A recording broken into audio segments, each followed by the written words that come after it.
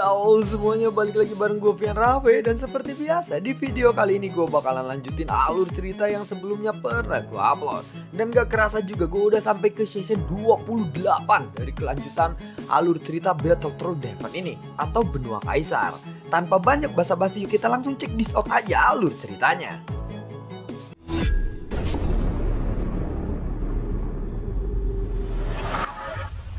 Di episode sebelumnya, saat Yugo meminta maaf kepada Xiaoyan karena Yugo ini merasa bahwa Xiaoyan ini mungkin adalah pemimpin istana Dewa Berburu.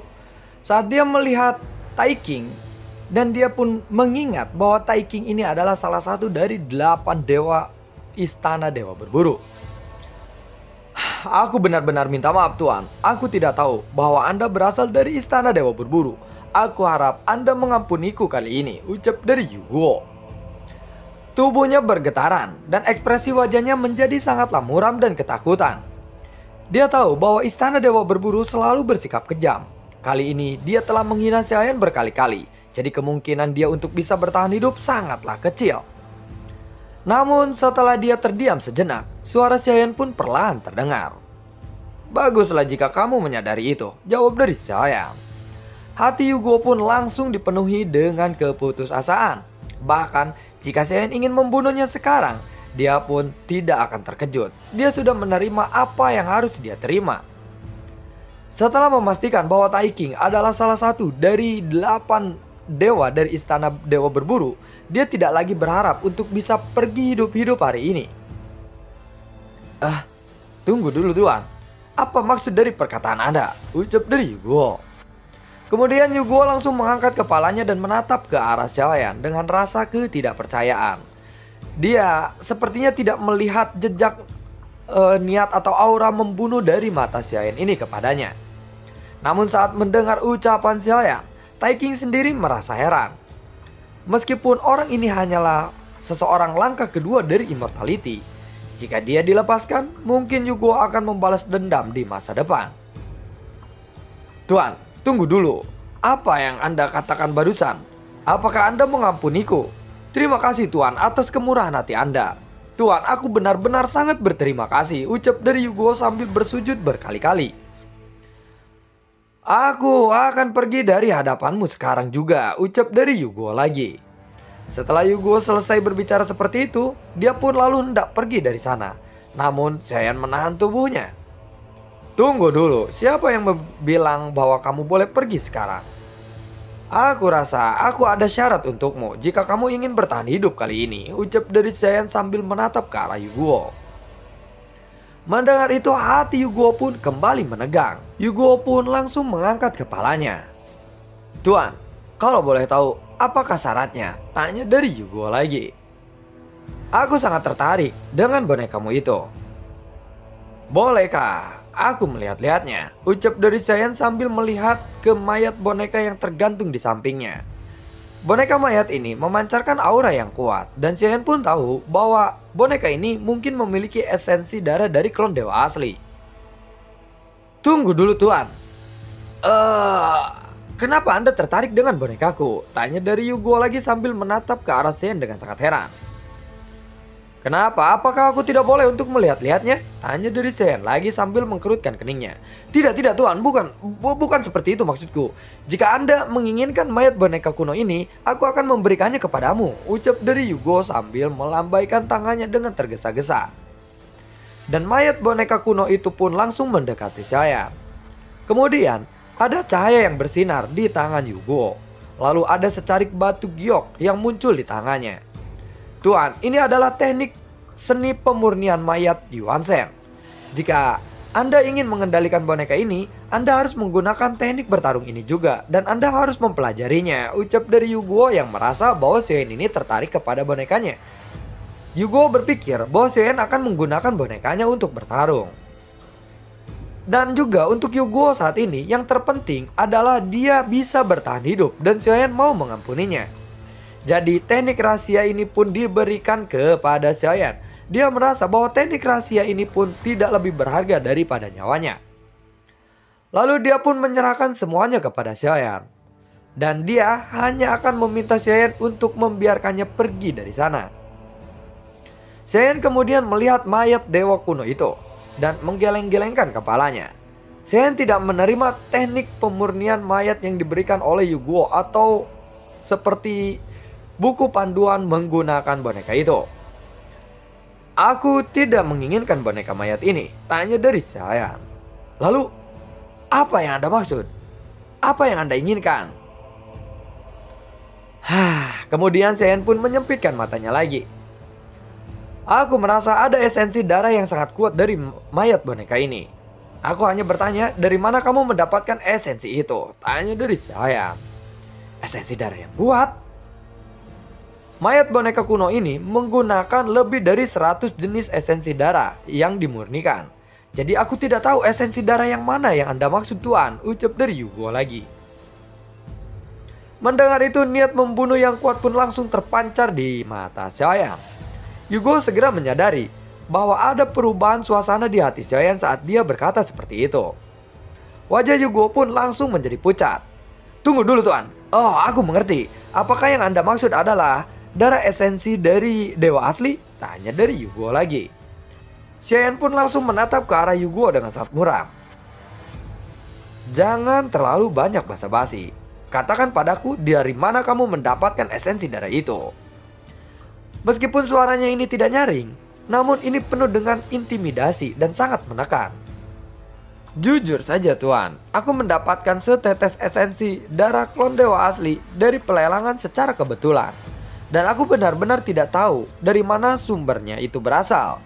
Apa yang kukatakan tadi adalah sebenar-benarnya dan aku tidak menyembunyikan apapun dari Anda, ucap dari Yugo. Mendengar itu Xian pun langsung meninju dada Yugo.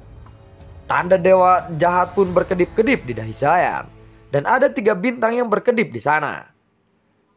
Yugo pun langsung terpental ke belakang. Seluruh dadanya penyok. Dan ada lubang darah di dadanya. Dan jantungnya sudah ada di tangan Xiaoyan. Xiaoyan hanya menatap Yugo yang sedang ketakutan. Sebelum Yugo bisa berbicara lagi, kekuatan jiwa Xiaoyan langsung menyelimuti dirinya. Ternyata Xiaoyan langsung memeriksa melewati jiwa dari Yugo ini. Apakah dia berkata jujur atau tidak. Saat ini Yugo benar-benar telah dihancurkan oleh Xiaoyan. Dan dia tidak berani lagi melawan. Seluruh tubuhnya gemetaran. Mulutnya berbusa. Telinganya pun berdarah. Setelah beberapa saat, Xian langsung menarik kembali jiwanya. Lalu matanya terbuka dan tertutup. Kemudian sebuah nyala api berkobar di tangan Xiaoyan. Buar. Jantung Yugo pun langsung diremas dan mengembun menjadi setetes darah immortal. Di saat berikutnya, tubuh Yugo pun diserang tanpa ampun oleh Xiaoyan. Daduduk, buar. Xiaoyan memang harus membunuh Yugo. Karena nanti begitu Yugo menjadi lebih kuat, dia pasti akan berniat untuk membalas dendam. Itu mungkin akan terjadi di suatu saat nanti. Dan itu akan menjadi situasi yang berbahaya bagi Xiaoyan. Jadi lebih baik Xiaoyan ini memang harus membunuh Yugo. Setelah membunuh Yugo, Xiaoyan pun bergumam. Istana Immortal Nirvana, gumam dari Xiaoyan di dalam hatinya. Nama itu memang terdengar asing. Xiaoyan belum pernah mendengar nama tempat seperti itu. Tapi yang pasti Yugo mempertaruhkan nyawanya untuk menyembunyikan hal semacam ini dari Xiaoyan. Namun jiwanya dipaksa keluar oleh Xiaoyan dan Xiaoyan pun memeriksa jiwanya. Jadi informasi ini tidak mungkin bisa lolos atau luput dari penglihatan Xiaoyan. Pada saat ini ratusan orang di sekitarnya telah mundur. Dan ada suara-suara bising seperti sebelumnya yang sudah tidak ada lagi. Kerumunan semua orang pun menjadi bubar. Lalu mereka mencari prasasti-prasasti batu yang lainnya.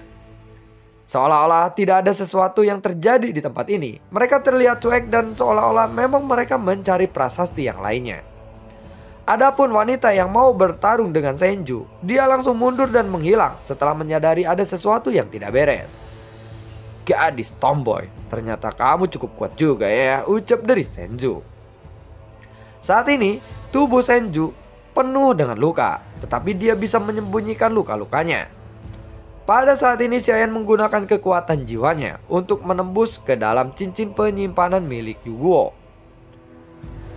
Setelah mengobrak-abrik cincin penyimpanannya, Xiaoyan akhirnya menggelengkan kepalanya lagi. Sepertinya Xian tidak menemukan apapun yang berharga di dalam cincin penyimpanan Yugo. Satu-satunya hal yang tampak berharga bagi Xian adalah boneka mayat Yugo ini, yang saat ini tanpa ada pemiliknya. Boneka mayat ini memancarkan fluktuasi yang sangat kuat, dan Yugo tidak dapat mengendalikan mayat dewa kuno untuk melawan Xian sampai dia sendiri mati. Mayat dewa kuno ini juga sepertinya adalah hasil kerja kerasnya. Pantas saja Yugo begitu melindunginya. Namun yang membingungkan Xian adalah mengapa Yugo sampai mengambil resiko untuk menyembunyikannya padahal dia bisa mengatakannya saja.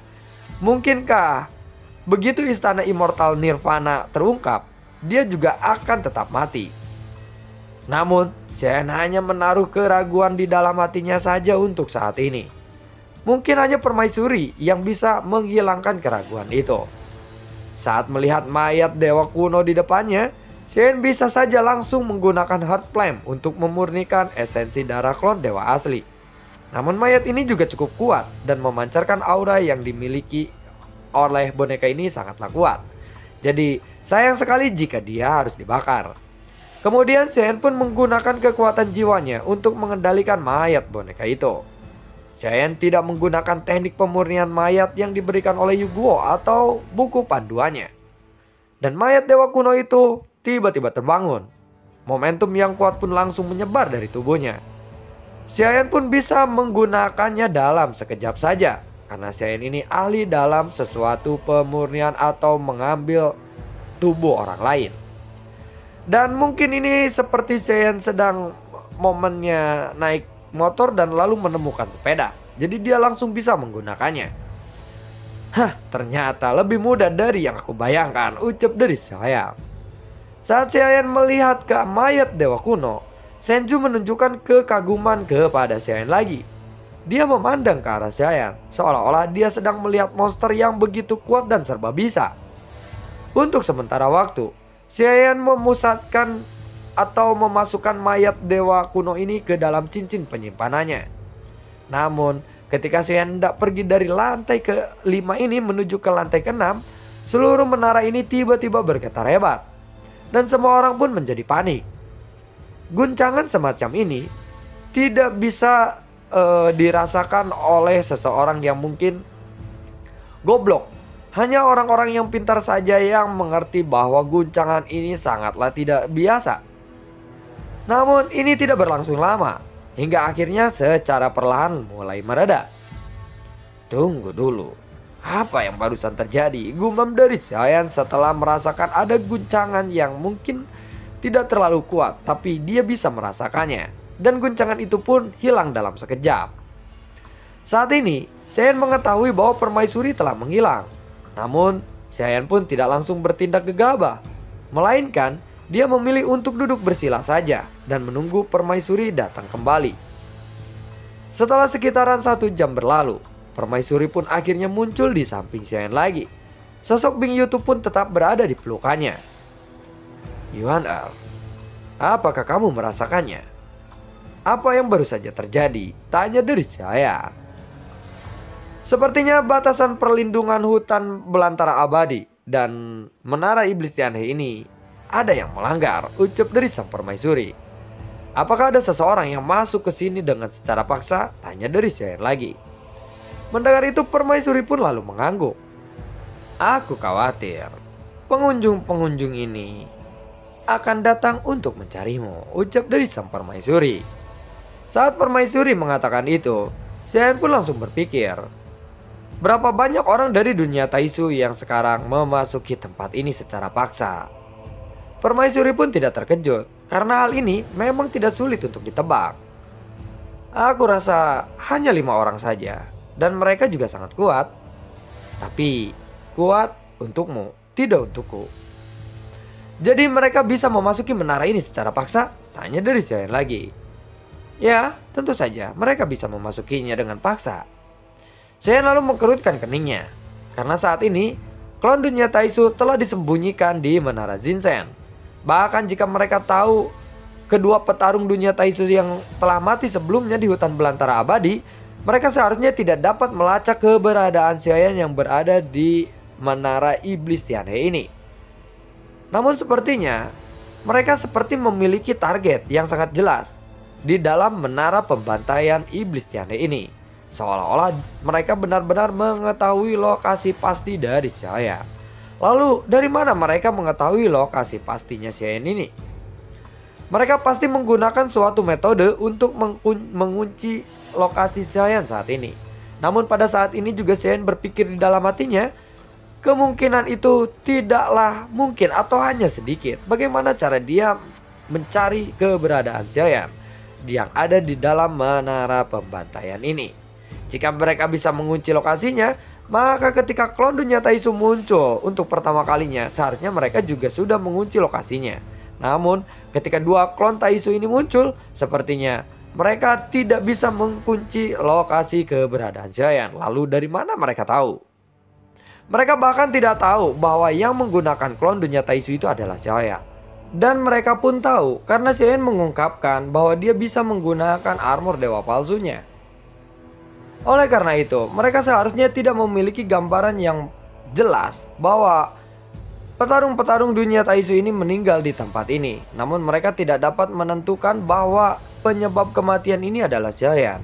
Mereka seharusnya tidak bisa mengunci keberadaanku sekarang. Jika aku jadi mereka, masalah ini akan sangat mudah untuk diselesaikan, terutama di tempat ini, di mana semua orang sedang merasa rentan. Yuan itu berarti jika mereka tidak menemukanku, yang mereka akan lakukan hanyalah membunuh semua orang yang ada di tempat ini. Bukankah seperti itu? Kemudian Xiaoyan pun teringat akan kelakuan kedua petarung dunia Taisu sebelumnya, yaitu mereka datang ke sini hanya untuk membunuh dan merebut kekuatan immortality dari semua orang yang ada di sini. Apakah kamu akan pergi dari sini atau tetap melanjutkan perjalanan ini? Tanya dari Permaisuri sambil memandang ke arah Xiaoyan. Jika Xiaoyan ingin pergi, Permaisuri dapat membantunya untuk langsung pergi dari tempat ini. Namun Xiaoyan pun tidak segera menjawab pertanyaan Permaisuri itu. Tampaknya Xiaoyan ingin berpikir terlebih dahulu. Tunggu dulu, mereka datang dengan tekad yang sangat kuat dan sepertinya mereka yakin dengan apa yang mereka lakukan sekarang. Jadi menurutku ada kemungkinan lain. Bagaimana jika kita menunggu saja? Ucap dari saya. Lalu mata indah Permaisuri pun langsung menatap ke arah Xiaoyan dengan lembut. Lalu Xiaoyan pun kembali berbicara setelah menarik napas panjang. Saat kita membunuh kedua orang petarung dunia Taisu, ada cukup banyak yang jadi saksi di sana. Apakah mereka membocorkan informasi itu kepada orang-orang dari dunia Taisu? Dia langsung menatap ke arah Tai King yang berada di sampingnya. Saat merasakan tatapan dari Xiaoyan ini, ekspresi wajah Tai King pun sedikit berubah. Tentu saja, dia tidak takut kepada Xiaoyan, tetapi dia takut kepada Permaisuri yang ada di samping Xiaoyan. Saat merasakan tatapan yang tidak ramah dari Xiaoyan ini, detak jantung Tai King pun tiba-tiba berubah menjadi lebih cepat. Dan dia ketakutan. Mungkinkah Xiaoyan mengetahui sesuatu saat dia menatapnya? "Hei Tai King, datanglah kemari," ucap dari saya. Xiaoyan berteriak dengan keras. Suaranya seperti petir yang menggelegar di hati Tai King. Ini membuatnya takut. Tubuh Tai King pun sedikit bergetar. Dan dia perlahan mendatangi Xiaoyan. Ada aura yang kuat yang sebelumnya mendominasi semua orang langsung mengelilinginya dalam sekejap. Semua orang pun terkejut. Mereka benar-benar penasaran dengan kekuatan yang tersembunyi yang dimiliki oleh Xiaoyan. Padahal Xiaoyan ini hanyalah seseorang fighting god. Dia benar-benar telah berani memarahi seseorang petarung immortality langkah kelima. "Tuan, ada apa?" tanya dari Tai King. Xiaoyan langsung memandang ke arah Tai King dengan sangat dingin. Dan setelah hening beberapa saat, Xiaoyan akhirnya berbisik. "Kamu pasti sudah tahu bukan apa yang terjadi sekarang?" tanya dari Xiaoyan. Tubuh Tai King pun langsung bergetar hebat lagi. "Apakah kamu menyalahkanku karena aku tidak mengambil tindakan tepat waktu sebelumnya?" tanya dari Tai King lagi. "Di mana saudara kembarmu?" tanya dari Xiaoyan. Mendengar itu wajah Tai King pun langsung memucat. Lalu dia menggelengkan kepalanya. "Tuan, aku benar-benar tidak mengetahuinya," jawab dari Tai King. Xiaoyan langsung memandang ke arah Tai King dan kali ini matanya yang indah dilihat oleh Permaisuri Dan permaisuri pun langsung menatap ke arah Taiking. "Jika kamu tidak memberitahuku, aku akan memeriksa di dalam jiwamu sendiri," ucap dari saya. Shen berbicara dengan niat membunuh yang sangat kuat di tubuhnya. Adegan di mana jiwa Yuguan diperiksa oleh Shen saja itu sudah membuat Taiking sangat ketakutan. Taiking pun lalu menggigit bibirnya. Dan saat ini esensi darah dan jiwanya ada di tangan permaisuri. Jadi dia tidak punya kesempatan untuk menolak perintah dari Shen ini. "Apakah mungkin pemimpinmu juga akan menungguku di lantai ke-9 ini, bukan?" tanya dari Shen. Taiking pun terdiam beberapa saat. Lalu dari mana Shen tahu bahwa sebenarnya mereka menunggu Shen sampai di lantai ke-9?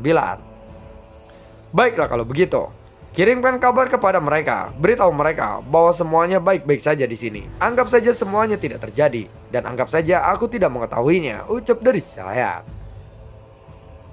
Taiking pun langsung tertegun saat mendengar itu. Saat tatapan mata Shen terlihat lebih tegas, dia tidak berani bertanya lebih banyak lagi. Dia hanya bisa mengangguk setuju saja dan mengikuti arahan dari Shen ini. Dan lalu bagaimanakah kelanjutan ceritanya? Nantikan video gue berikutnya dan semoga sehat selalu untuk kalian. Gue juga tidak lupa untuk selalu ucapin terima kasih banyak untuk kalian semua yang sudah mendukung channel ini dari dulu hingga saat ini. Dan gue juga selalu ucapin terima kasih banyak untuk kalian semua yang sudah mensupport channel ini lewat link Saweria di bawah kolom deskripsi. Sampai ketemu lagi di video gue berikutnya. Assalamualaikum dan sampai jumpa. Dadah.